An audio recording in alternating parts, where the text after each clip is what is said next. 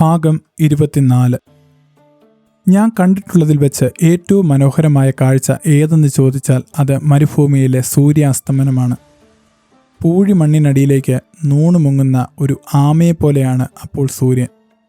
പമ്മിപ്പതുങ്ങി വന്ന അവൻ മണൽപ്പാടുകൾക്കിടയിലേക്ക് മുങ്ങിപ്പോകും.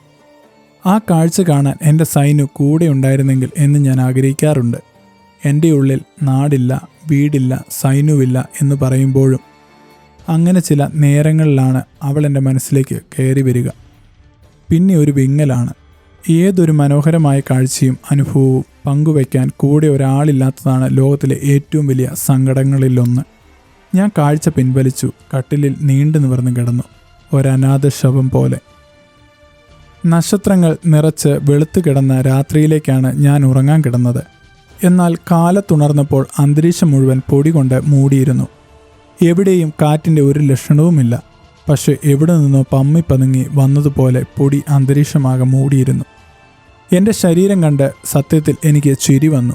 സിനിമയിലെ ചില കോമാളികളെപ്പോലെ പൊറ്റ പിടിച്ചതുപോലെ ദേഹമാകെ പൊടി കൊണ്ട് മൂടിയിരിക്കുന്നു. ഞാൻ ആടുകളെ നോക്കി. അവയ്ക്കും പൊടി നിറം. മസ്രയിലെ തൊട്ടികൾ, കമ്പിവേലി, ഒട്ടകങ്ങൾ, അർബാവിൻ്റെ കൂടാരം, വണ്ടി, എൻ്റെ കട്ടിൽ, കച്ചിക്കെട്ട് എല്ലാം പൊടിയാൽ മൂടപ്പെട്ടിരിക്കുന്നു. ശീതരാജ്യങ്ങളിലെ ഐസ് വീണ് കിടക്കുന്ന സിനിമാ കാഴ്ചയാണ് എനിക്ക് ഓർമ്മ വന്നത്.